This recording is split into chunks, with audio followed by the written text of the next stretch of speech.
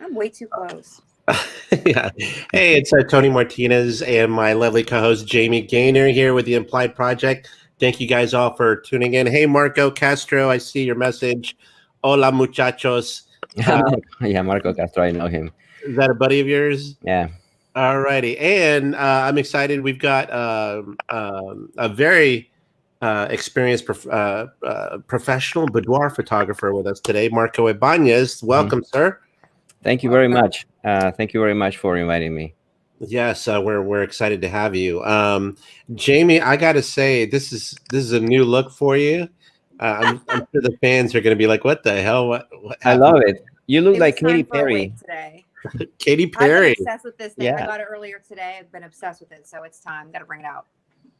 Yeah, it looks good. Thanks. Not bad, right? Like for 60 No. bucks. Get. Yeah. By the way, of course, for those of y'all that follow us, make sure to, if you want to check out her other looks that she was showing off today, go follow Jamie at Jamie G is me on Instagram. So, of course, you guys should have the links on the broadcast here.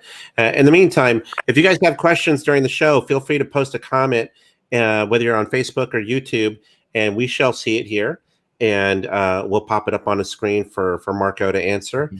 And in the meantime, one thing I've mentioned to Marco and Jamie, I normally have a regular babysitter here. It's part of the new normal with the pandemic and everything, but she's not here. So if you guys see me disappear, it's because my little one is woken up and I have to go tend to her. So just giving you all a heads up about that. In the meantime, Marco, thank you so much for joining us. And jealous of your setup because we haven't been able to set ours up yet. We're still really new. But you were telling me that you're out of the Baltimore, Maryland area. Yeah, I'm in the East Coast, in the Washington, D.C. metro area. Yeah, in Washington, D.C. I live right in between Baltimore and D.C., actually. Okay. I'm familiar with the area, yeah. Mm-hmm. Yeah, and you've been there for how long? Well, here, 14 years, I think. 14 years. Yeah. So initially, as I was telling you before, I moved to San Diego, but then my wife got a job in Virginia, and that's why we moved to the East Coast. And so Gotcha. I've been here since then, and love the area. It's really cool. It's pretty. It's pretty. I like it. The only thing I don't like is that I don't have the beach close, and that sucks a little. Yeah, you kind of have to go. I think the closest beach is in Virginia, right? Yeah, there's some other beaches closer than that, but it's a hassle. You have to plan in advance, like months in advance, to go to the beach if you wanna stay there, Right. and it's a problem. But other than that, I love it. I love it here. That's good. Now San Diego's you were. hard to replace. I said San Diego is hard to replace. Oh, well, yeah, San Diego is beautiful. It's super nice. We were in Mission Beach. I don't know if you guys are familiar with it, but I mean, it was really nice. But yeah, no, not anymore. But this here is nice too. I mean, I love the fact that we have 4 seasons. I love the weather, and it's cool. It's a nice place. Yeah. It's a nice place. I like it. You were telling me that you're originally from Peru. Yep. Right. So, did you start your photography career in there, or did you start it here in the States? No. I started here in the States actually 6 years ago. I always loved photography, to be honest, but I never did anything about it until 6 years ago. A friend of mine died. He was very young, and it made me realize that I should be. I began to think about my life and the things that I have done, and I realized that I wasn't doing too many of the things that I love. And so it made me realize that I should be doing more of that, right? Right. Because every year was a repetition of the previous year. It was almost like Groundhog Day, right? Like you wake up, you go to work, you come back, you sleep, you wake up again. It's the same. So I began to do the things that I love, because I realized, I am not going to be here forever. And so I should enjoy life as much as I can. So that's why I began to do photography more seriously. Yeah. What were you doing as your normal job at the time? Yeah, I was I was in finance. Oh wow. Yeah, Okay. and corporate America. The suit and tie and everything. Yes. So it was I mean, it was also, I learned a lot of things, especially about business. And so I learned a lot of things, leadership, how to treat other people, how to lead groups and things like that. So that helps a lot when you're running a business. But yeah, it was something that I Mondays were horrible. Like everybody's waiting for Friday to come quickly so you can enjoy the weekend, but so that happens to a lot of people, most people, I would say, right? But then doing photography, I probably work more now than I did when I was in corporate America, but I'm happier, a lot happier.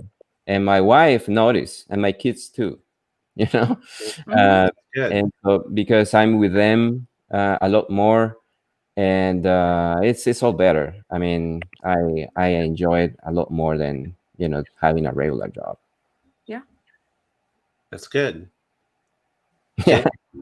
I think. Wait, Tony, did you ever work a job like that? Like a. Oh yeah, no, I did the corporate thing. I did the corporate thing long time ago. I learned quickly that was not for me. So I've been self-employed, literally decades. I can't even imagine going back to that again. It's horrible. Yeah. So we relate. I am not a Monday 9 to 5 working for the weekend kind of person. Nope. So I totally get it. Yeah. And I could do, if I were doing this all day, every day. I work at a spa other than this, and doing that is just as good as the modeling stuff to me. But if I could do that 7 days a week and it wouldn't feel like work. But other jobs, you could work an hour a day and it could feel miserable. So I understand you cutting out of the corporate business and following your passions, because that ends up not feeling like work at all. Yeah. No. And I take it your wife wasn't fully supporting you with all this. Yeah, absolutely. She was asking me, way before I decided, she was saying, "Hey, why don't you quit your job and do this full time?" Right? She was always like saying these things, and I was like, well, maybe, I don't know, I'm gonna think about it. I was never like too sure, because to be honest, I had a really comfortable life. I was like super, how you say, comfortable with my life. So I was afraid of, stepping out of my comfort zone and experience other things. And that's dangerous, right? When you're too comfortable, it's dangerous, because then you don't, there's no motivation for you to do other things. And so, until the point that I decided, enough is enough. I am just going to jump in the pool and do this full time. Yeah, but she was super supportive. She is super supportive. Does she work herself or? Yeah. She works. She loves her job. She's a mathematician. Oh wow. Yeah, she works for the government. Yeah, she's like. It's amazing. Is extremely smart. It's probably one of the smartest people I know. Like in my whole life. Like, she's super smart. And she loves her job. She loves her job. And how did you guys meet? I mean, is she the reason you came to the States, or? Yeah. Actually, we met in England. I met her in England. Oh, wow. I went to England to do an MBA, and so we were in the same university. And that's how we met. All international students will get together every Friday. And the first Friday we got together, I met her. And yeah, we were together in England, and then, but it was just for 1 year. Mhm. And when we finished, she went to the States, to Seattle, because she's from there, from Washington State, and Mhm. I went back to Peru. And then we were doing the long distance thing for a year, which was horrible because I flew from Lima to Seattle for a weekend to see her and then Mhm. come back. It's like a 16, 20-hour Wow. flight. It's horrible. So at one point we decided, hey, you know what? Let's just, get together somewhere. And Right. at the moment I had a business in Peru with my brother. And so I was deciding, should I, stay here or should I go to the States? And of course, at the end, we decided, to come. I mean, I decided to come here to the States, and we rented a house in San Diego. And this is the time when that I spent in San Diego. We spent there 2 months, Mhm. doing nothing. um, I was looking for jobs. She was looking for jobs, and then she got this job in Virginia. And then we moved to the East Coast. But yeah, that's how I came here to the States. That's amazing. That's amazing. That's Yeah. a story for a different podcast that we have. Yeah. Oh yeah. Yeah. It's a different podcast. Yeah. Yeah, I'm not ashamed to give it a play. We have another podcast called "This Is How We Met," Oh and yeah. Okay. and so we're gonna have to get you and your wife on there together. And Absolutely. That would be yeah, awesome. so we'll talk All about the ins and outs and the details and little like the backstory of how people Oh, yeah. met. Oh yeah. It was funny because at the All that moment stuff. when I met her, I didn't speak English at all. I mean, I at least I spoke some English, but I was very shy and trying to communicate. I mean, I could understand everything, but I didn't speak too much, and so it was funny that way because I was thinking myself, how is this gonna work? Because it was weird, right? I mean, imagine trying Yeah. to date somebody and you don't speak too much. It's weird. Mhm. But, Yeah, yeah, it was funny. It was funny. yeah, Wait, that is funny. So isn't so what then you happens start. in Love Actually? In the What's movie that? Love Actually, I don't Oh remember. yeah. There was this Colin a Firth guy. and He the was an girl. author, and Yes, his housemate or whatever. yes, Uh, she only spoke Portuguese. yes. So But they fall in love without being able to understand each other at yeah, all. They It's just the have language of love. there you yeah. go. That's what it That's all is. you need. That's all they needed. Yeah, All right. So it was. then you start becoming this boudoir photographer. Why boudoir? Yeah, I wanted to do weddings at the beginning. Okay. I didn't want to do it. I had no idea what boudoir was. But then I couldn't get anybody to allow me to shoot their wedding. Because nobody wants nobody to shoot their wedding. So I was having a hard time trying to do that. So I began I wanted to build my portfolio so people will see, kind of my potential. And so I joined Model Mayhem. I don't know if you guys are familiar with it. Oh yeah, Yeah. Okay. I'm familiar. Yeah. So, which is basically a social media platform for models and photographers, right? Mhm. So I began to contact models to do fashion shoots because my intention was to ask the models to do an engagement shoot, with their boyfriends, Mhm. kind of to step before doing weddings, right? Mhm. And then that didn't work either. But one of them asked me to do a lingerie shoot, and that's how I began to, into this, world of Yeah. boudoir. And so she loved the photos, and then she told a friend, and then I shot with a friend, and her friend also loved the photos. And so I began to do some research on this type of photography, and I found out that it was a lot more deeper than I thought. Mhm. Because boudoir photography is about building confidence in people. It's about women empowerment. Yeah. It's about changing people's life really in a positive way. And, Right. and that's what I love about this type of photography, because you can see directly the impact your work has on other people. and that's beautiful. And my goal as a photographer is to impact in a positive way the life of my clients and the life of other photographers. And with boudoir photography, you can totally do that. And I feel like super. It's very rewarding to see the results of my work, and not only my clients but also their significant others.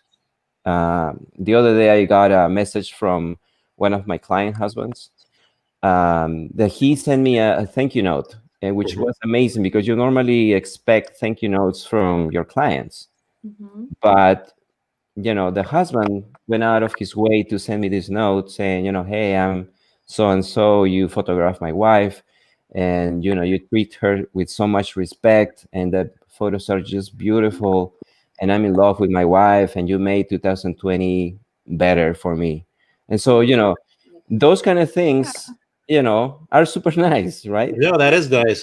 I know me personally, if I'd gotten a note starting out with "I'm so and so's husband" and you shot her, I'd be like, "Oh shoot, what's coming That's next?" right. Yeah, that's what I thought at the beginning. The first second, Yeah, but then it was great. I mean, I felt really nice. It made my day that day. Yeah.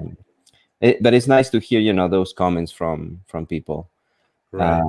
So yeah, that's the beauty of boudoir photography, which is something that I had no idea. When I began to do this type of shoots, I had no idea, and now I love it. I really enjoy working with other people and trying to make the world a better place with a little of my input, my work. It's nice. It's nice to feel that. Yeah. I love your description. I feel like for people that are listening who see women taking photos in their underwear, perhaps they don't understand Mm, the depths of it. And I'm glad that you said that because I know there have been a lot of misconceptions where it's just to like get attention. mm. So much more than that. So I really love your explanation. Hope some people Yeah. heard it and it Thank you. opened their Thank you. mind a little bit. Yes, Rudy Hinojosa has a question. I'm gonna get to you here in a second, Rudy. I'm gonna lead up to that.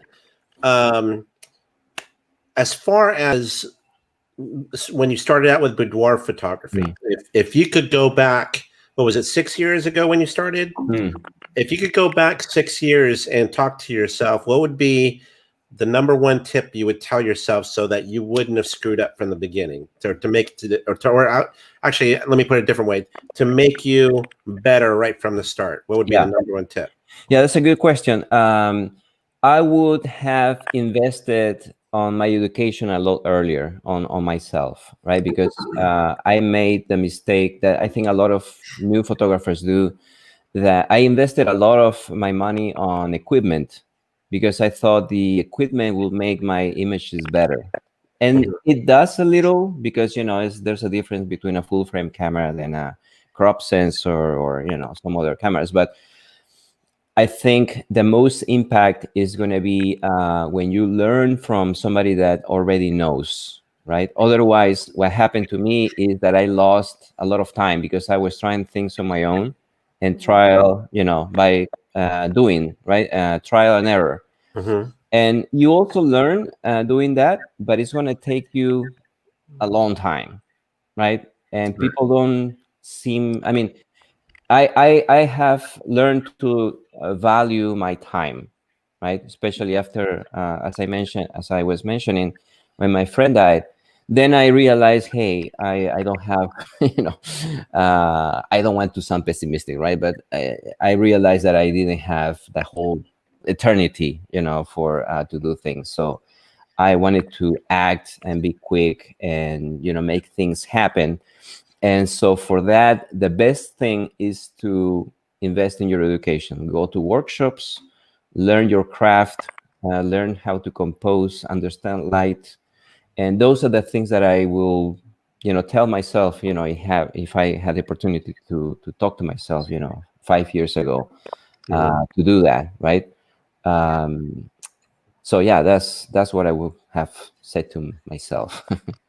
That's a good tip. Yes. Yeah, I remember when I first started. I literally started with one of the, it was like a little Canon point and shoot. Mm, It's just automatic and that's what you did, and then but the point is you just shoot and shoot and shoot and shoot just to practice, and you learn by doing, so Rudy's got a question. Let me go ahead and lead into that.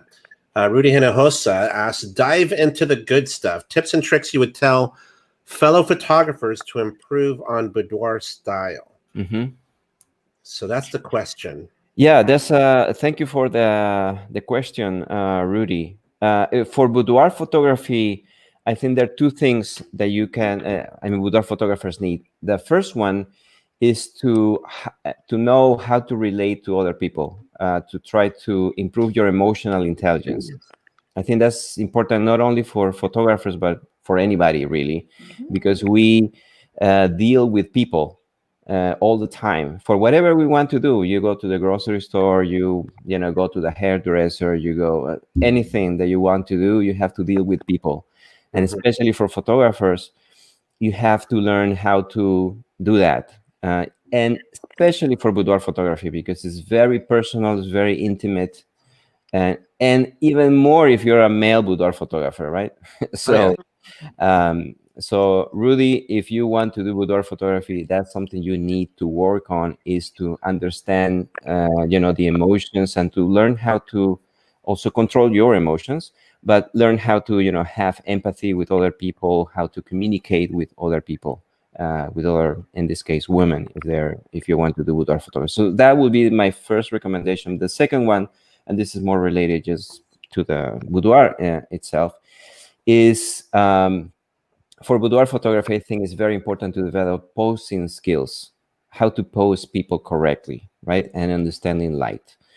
So those things for me are the basics. And that's why actually I'm also an educator. So I have some tutorials in YouTube and, some products that I offer to other photographers.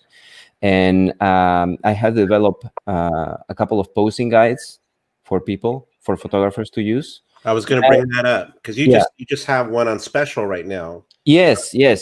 Actually, I just finished that up yesterday, and it's on sale right now as my second posing guide, which I think is really, really cool. But I'm biased; it's my work. But at the beginning, the first one I did, I think it was last year. I did it for myself because I wanted to have something when I was shooting as a reference that I can tell my clients, look at this, or I can read the instructions and the camera settings and, know exactly what I needed to do to pose my clients. So I did that for myself. And then I thought, well, this could also help other photographers. And so I began to offer it to other photographers. And it was really, it has been really well received in the community. I, get, this constant feedback of people telling me, oh, this is amazing. It has helped me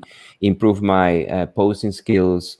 It has helped me, sell more photos. And so that's great. So posing and learn how to deal with other people, to empathize, to emotional intelligence. Oh, definitely. It kind of goes back to what you were talking about, empathizing with people, because I know to re-emphasize what you were saying about connecting with people. I know, and I'm sure this has happened to you a lot. When I know when I've dealt with females in a boudoir setting, I can't even count the number of times where we even just start out we just sit down. So a lot of them like to drink wine beforehand, and some of them are super nervous and they're like almost crying, like I can't believe I'm doing this or whatever. And you just sit down and you just, hey girl, let's talk. Let's just this is what we're gonna do, make themselves comfortable. And like you said, that's part of that connection part with them. And I want to re-emphasize that, because that I think is probably the most important thing when it comes to boudoir photography and connecting with your clients. Also because that's going to help you with social proof, which is very important. Again, as a boudoir photographer, and especially as a male boudoir photographer, social proof is key, right? Mhm. To have people that can provide reference, like provide feedback on, how do you, how was the shoot, how you treat her, how the pictures came out. But yeah, social proof is super, super important. That's good. Yeah. Jamie, I feel like you wanted to ask I something. was thinking, because I do the modeling stuff, I forget that other people get photos done like that are of modeling style. So I feel like the posing thing would, and what you said, the posing and the understanding other people, communicating and emotional intelligence is so important. Because if you have, I mean, when a model comes in, I'm not saying every model can like hit it out of the park every time, but we generally know what to do. So we're kind of like business minded when we get in there. If you're dealing with a woman who's never shot before, Yeah. never been in lingerie in front of a man other than her husband, etc., etc., like a posing technique and being like sensitive to her emotions would makes all the difference. I forget that those shoots aren't always models, so that's a huge thing for when you're dealing with boudoir, when you're especially with women who aren't models. That's massive. Exactly. Yeah, and the other thing is that when you understand posing, you can plan in advance your shoots, so you know what poses are you going to do, next. So you plan, and so when you do that, you are in control of the shoot the whole time. So there's never going to be a moment where you're thinking, "Oh, wait, hold on a second. What are we? Okay, let me think about what are we going to do next." No? So the fact that you know what you're doing, the other person that is shooting with you, if it's somebody that has never done something like this before, is going to feel more confident that you know what you're doing. Right, and that's going to make her loosen up and be more comfortable. And that's what you want in a boudoir shoot. You want to make your client as comfortable as possible, because the more comfortable she is, the better the pictures are going to come out. Right. Yeah. Well, next up, I'd like to go right into some samples of your work. And maybe you in some of these photos, you can give us some tips and insights into your technique for each of these photos. Okay, absolutely. Let's go ahead and pull that up. And here we go. All right, here's the first one. Love it. Thank you. There we go. Love it. Yeah, so the one of the things that I like to do is to use a specific palette of colors in my images. I try to use primary colors for the most part. So I like to use warmer tones, blues, reds, and yellows. So here you can see it's a combination of these things. And of course, the posing is also important, right?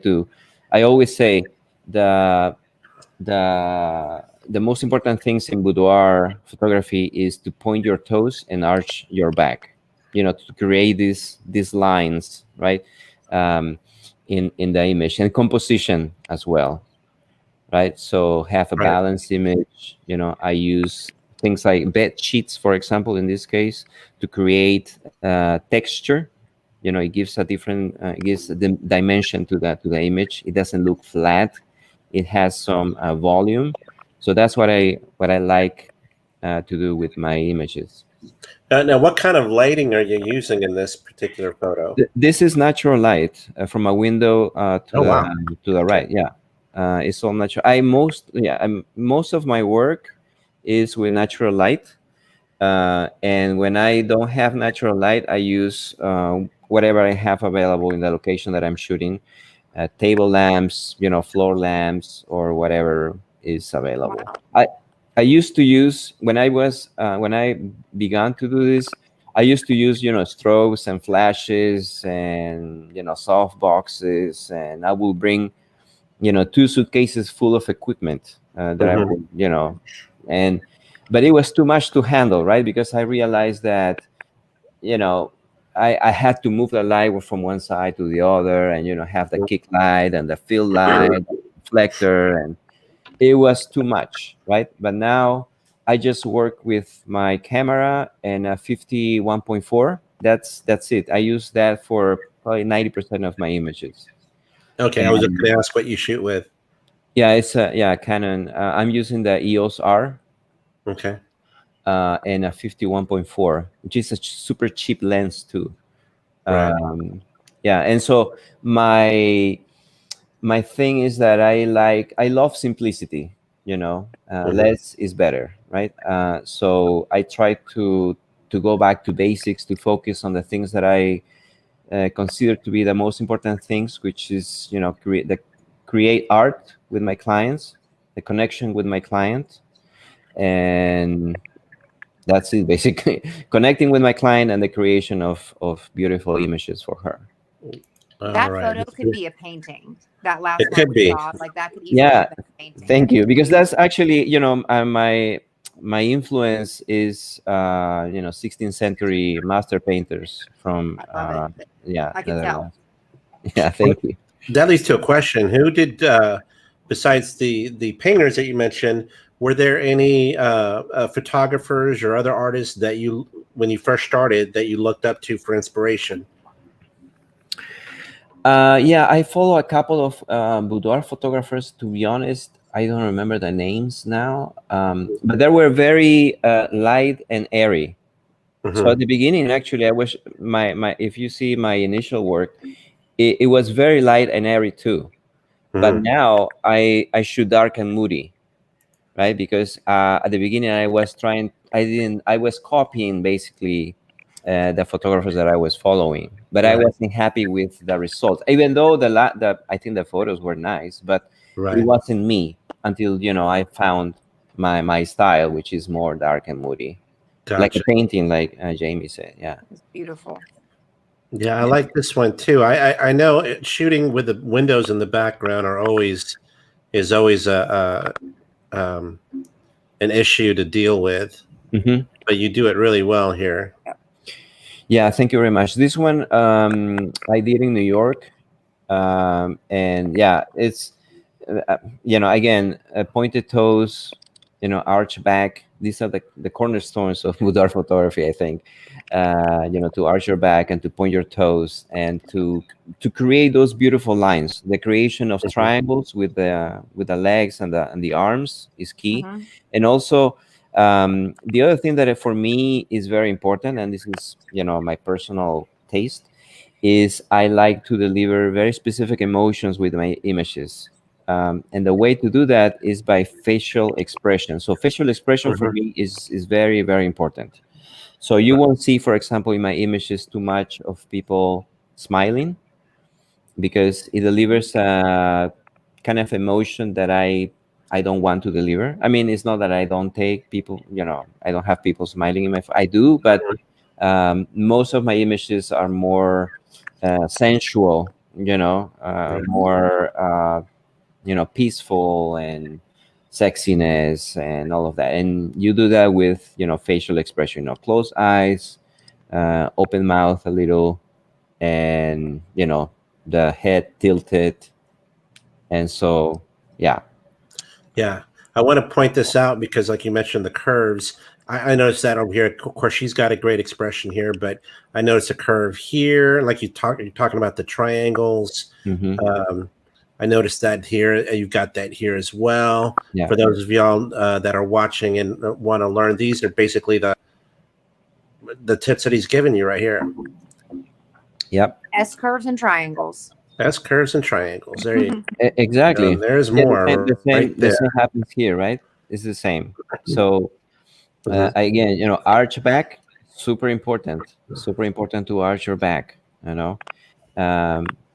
Point your toes is going to make you look longer, and then create triangles with the legs and the arms, the same thing.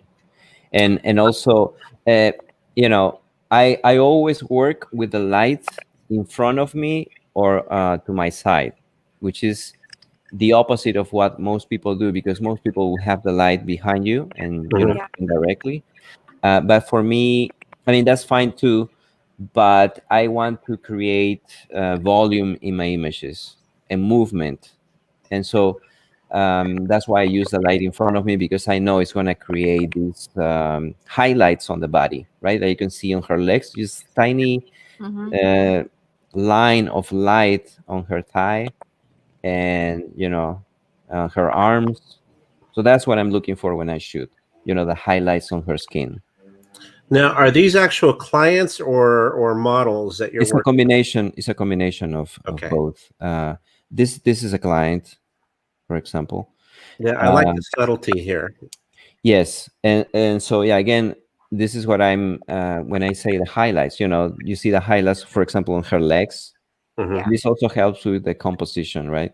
The highlights on her stomach, her fingers, and that's what I try to accomplish when I shoot with the light in front of me.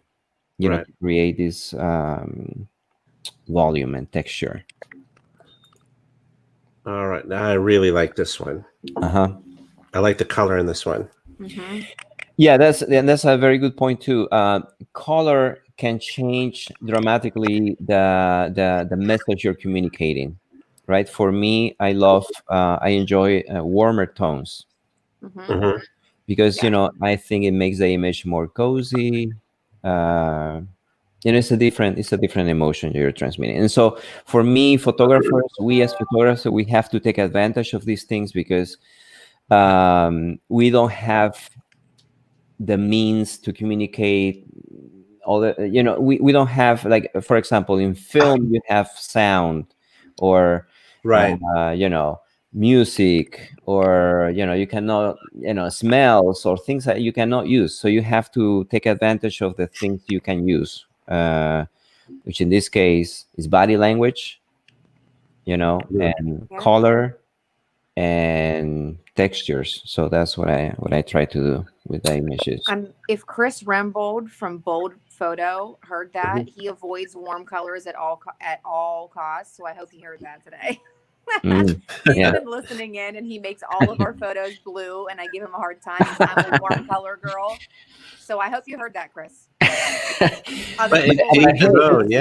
It's personal taste. I know photographers that use blues and cold tones, and they do beautiful images. It's up to the photographer. Exactly. What do you use, if I may ask, as far as in your post processing? I mean, are you like, what's like your one go-to technique that you do? I'm assuming it's got to do something with the color. Yeah, I don't have a specific technique. I have developed some presets in Lightroom. Right. That I also have. I call the dark and moody presets. That are basically designed for people that shoot dark and moody. More than if you shoot light and air, is also going to work, but it's better if you use or shoot dark and moody. But what I do is I play with highlights and the shadows, and the tonalities you can give to each one of them. But also with the new Lightroom, I don't know if you have seen the new version of Lightroom that has the color wheels, right? Yeah. And you can also do the same now with midtones and overall, which I think is fantastic. Is beautiful. So a lot more flexibility, a lot more options to choose from. So I'm very happy with that add to Lightroom. But yeah, I like to play with the color curve and the highlights and the shadows, different tones to those. Good. All right, here we go. Aha, you've got some notes here. Yeah, so this is an example of what I do in my posting guides. So people can replicate the same, basically. You have the camera settings, you have where the light is coming from, and you have very precise instructions on how to pose your client. And the things we were discussing, the triangles and curves, and how can you do those, right? So this pose I call the flash dance, for example. I don't know if you guys are familiar with them. So because, So this is, when she's like dancing and she pulls the water on top of her, and kind of reminds me that. Yeah. So yeah, this is what I try to do. In this case, for example, the focus of the image is on her chest, and the nice texture you get with her collarbone, and her chest and her throat. So that's the thing I try to highlight. And so for that, it's important to position the arms correctly, to pop the shoulders, and to, arch your back, and to, position your legs and point your toes. So I give all these instructions when I pose my clients. And in some cases, I demonstrate the pose myself, right? And all of the poses I put in the guide, I do them myself. Because I want to know, if it's too hard, or what what is needed to do it. So I try them myself and see if it hurts. I think that's great. I know a lot of. I'm surprised more photographers don't do that, and I do that with as well. Just and I it's a way to even make my client more relaxed when I say, hey, look, if I can do it, you can do it. That gets them laughing, and they're like, oh, okay, Yeah. So I totally agree there. I like this one. Yeah. Yeah, so this is an example of somebody laughing, smiling, laughing. But I think it's important to again show the emotions of people. When you're able to capture a very how you say true emotion, right? She was very spontaneous, and she was laughing and having a good time, and I think that's what makes a photo great. If you are able to transport your audience to a different place, and you can do that with these type of images. When I was scrolling through earlier today doing my research before this, that the last image that we looked at caught my eye, because I feel like I totally understand that woman based on that photo alone. Like I know I get her. Yeah. I love that. I don't know, that one stuck out a lot to me. It's so real. And she's clearly so comfortable. You don't get into that position with that face unless you're like really, really comfortable with what you're doing. So that says a lot about you. Yeah, thank you. Yeah, exactly. And yeah, so you get to this point when like you said, she was super comfortable, and she was also a person that smiled a lot. And so you also have to capture, if your client is smiling, you're not going to go against the what she's doing. So I just and I think she looks beautiful. And she did. I love the eyes in this one. Yes. And again, this is not something that I do very often. People looking directly at my camera, but in some cases, when they look very confident, I like that. So in this case, she was super confident, and she has beautiful eyes too. So that was the main focus of the image here is her eyes, right? Yeah. Yeah. So I do that sometimes too. All right. Yeah. Again, warmer tones. You see that the palette again. Reds and blues and yellows, which is, I think, a really nice combination. The use of light to highlight her stomach. Her abs. Love. Yeah. I love black and white. I love the silhouette. I love everything about this. Thank you.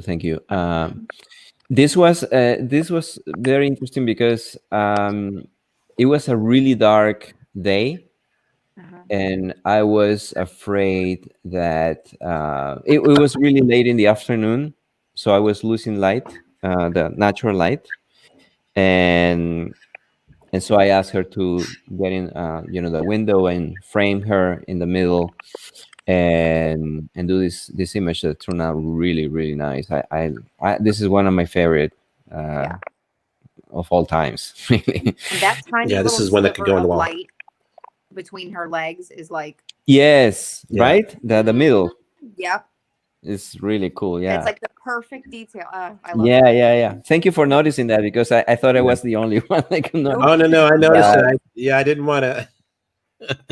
I didn't want to like admit that I was I'll like, okay, describe it. boom.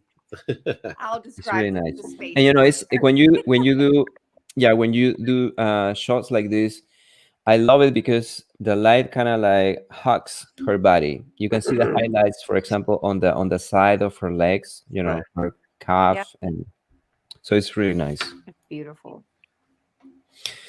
This one again, I love to play with hair, for example. I I was just gonna it say. has a lot of movement in the image, and it looks a little wild, and it's very powerful in terms of emotion. Also her pulling the strap of her bra to the side is a little aggressive, but at the same time, where she's showing her neck, the side of her neck, it's Mhm. also vulnerability, right? So it's a Yeah. combination of both being vulnerable, but at the same time showing strength. So it's a combination of things, right? The movement and everything. So That looks like a real life image. Like that, do you mean like that doesn't look like a studio image that was set up? That could have been taken candidly. It's beautiful. yeah, thank you. Mhm. Yeah, so all these things are going through my head when I'm shooting, Mhm. and I try to combine. This is also one of my favorite ones, and this is at night, not with natural light, but just using the lamp that is behind her, or behind her. Yeah. And so that I do that because before I tried to shoot at night without flashes or strobes or softboxes, I didn't think it was possible, but I want to prove to people that you can totally do that, and you can create really nice images like this one, for example. Yeah. And again, you have there the point toes, the arch back, and beautiful curves and lines, and the facial expression and the triangles, and then you see all those components there. Here, the same booty poses are some of my clients' favorites. Yeah. So those are for sure poses that I do in my shoots, booty shots. Everybody loves them, and everybody looks great on them. So this is an example. Again, the same things, arch back, pointed toes, triangles, curves, and volume. I love to use bed sheets to create volume, right? Because I like to mess them up before I take the shot, because it looks more interesting to the eye. Yeah. Yeah, this one. Yeah, this one again is the same things, and the creation dark and moody, right? It's a lot of contrast, lots of contrast, and highlights. And again, I use this just with natural light from a door to her left, Wow. and yeah, just position her in the right place and create beautiful images. And that's the last one there. Mm-hmm. Let's see here. I want to agree on booty shots. Just want to Me too. try that out. I feel big fan. Everybody loves them. Everybody looks great Booties on them. Yeah, are really. universal. Yeah. That's great. I one thing I noticed about all your photos is because I know one thing that I tell people that submit work to Implied is to avoid like the really common settings, like for example the boudoir settings, and because normally, well, for example, the woman on a bed type of setting or theme is so common. I get that. I get at least a dozen versions in one way or another every day, and I try and tell them it's not that I don't like those, but you've got to do it in a way that I haven't seen before, or that it's not common. And that's what I like about yours, is because the shots that you do, they're all obviously still in a common setting, but because you use the colors that you do and you use a lot of shadows, like you said, it's dark and moody, it creates a different vibe than the typical "hey girl on a bed" type of thing. And especially with the light and the shadows, the natural light, which I think I'm a big fan of that as well.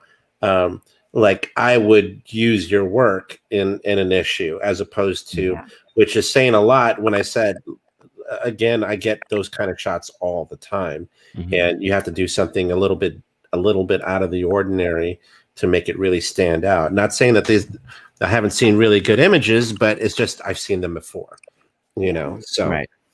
Something to mention.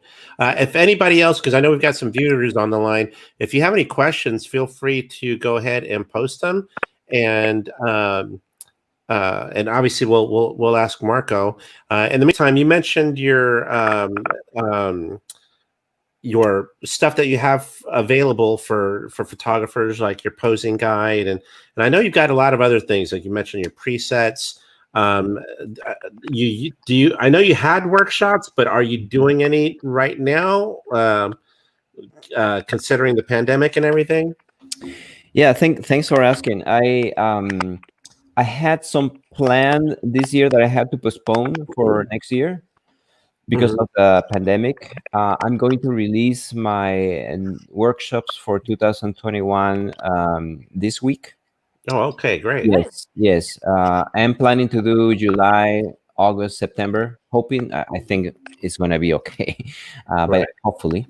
But yeah, I'm planning to do those next year. But I also offer mentorships online for people through Zoom.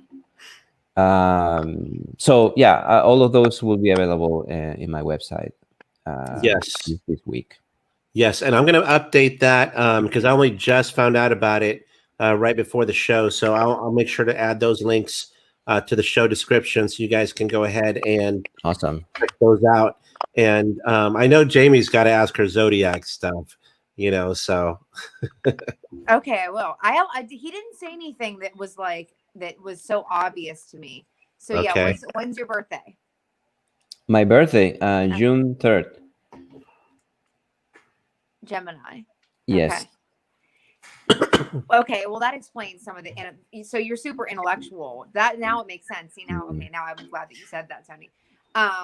Because it's not just creative stuff. You are more of an intellectual creative. It's not just like wildly flowing. It's purposeful. I'm very, very analytical. Yep. Yeah. Yeah. Thanks, Tony. No problem. She's got to get that out of her system, kind of thing.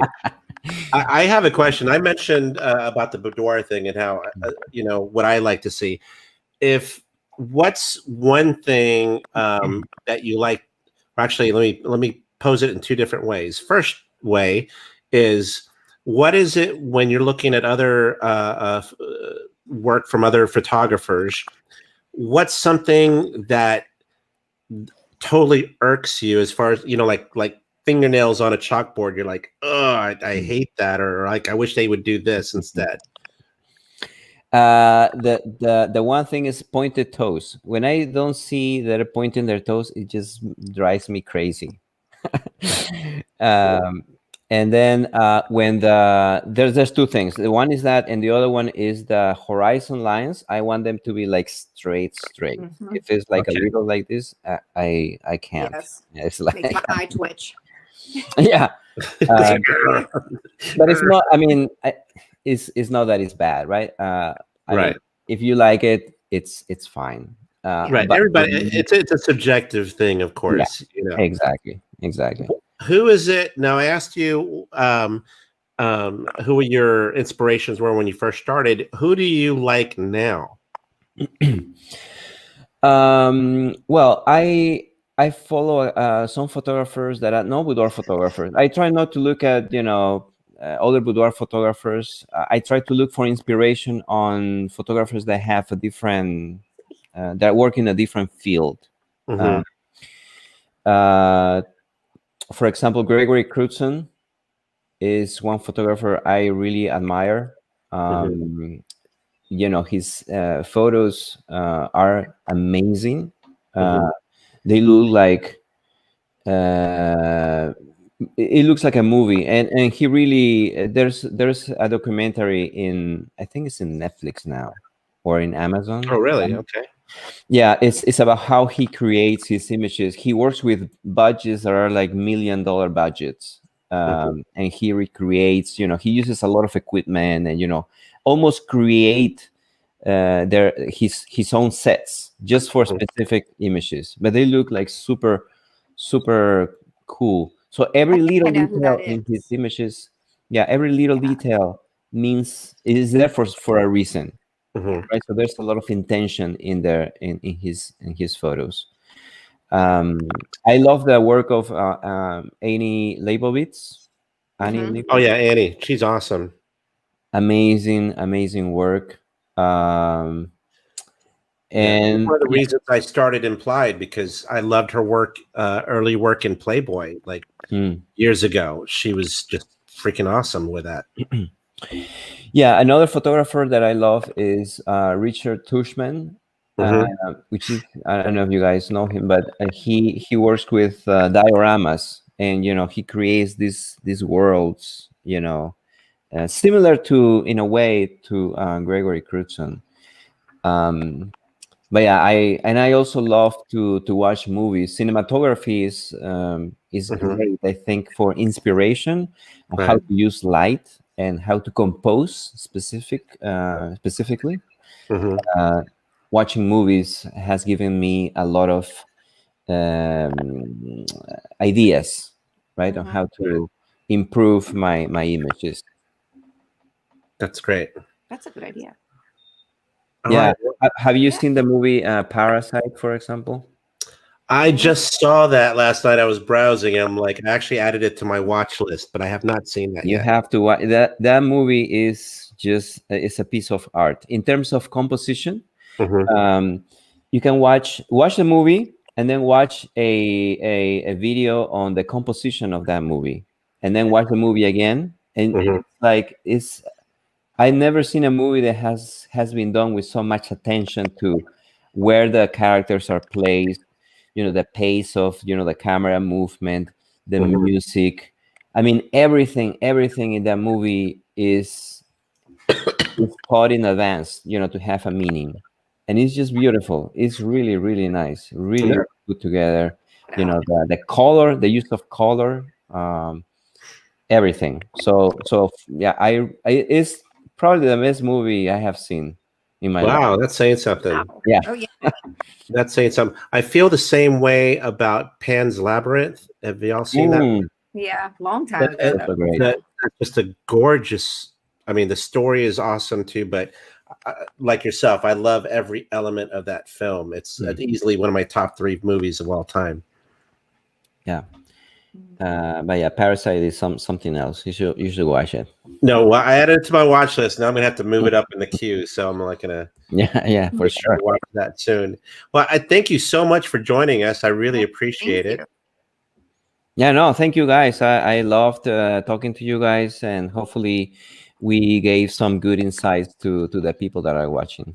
Yes, Yeah. definitely. And of course, don't forget that Marco's got a lot of great tools available on his website. Again, I'm going to post that on the show description immediately after this.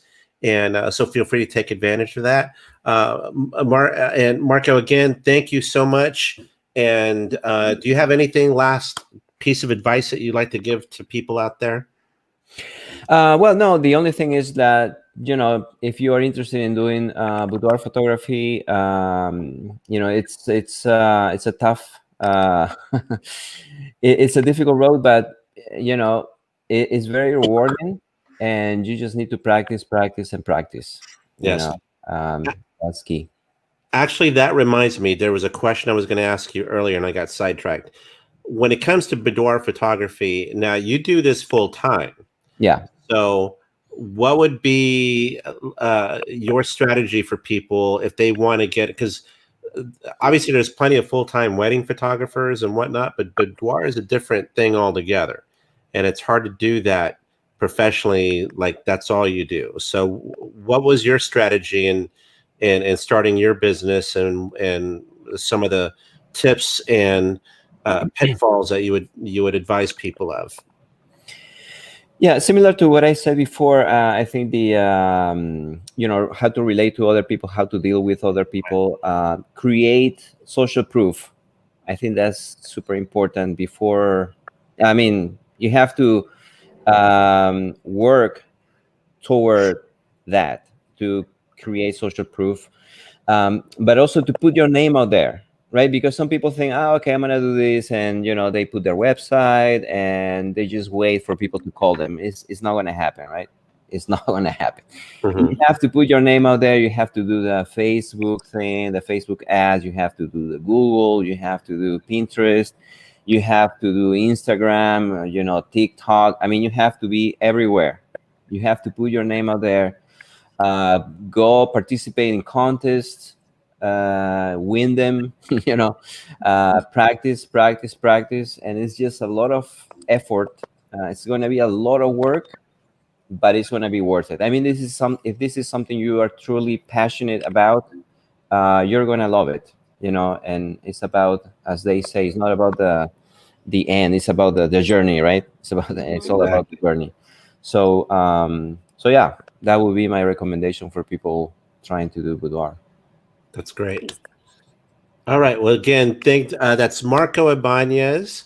His Instagram's already on the caption, but I'm going to add his website as well, and make sure to check out his workshops whenever you're announcing them here shortly. And of course, all the other tools that he has available. So thank you so much, Marco, for joining us. Yes, Thank you, guys. Bye.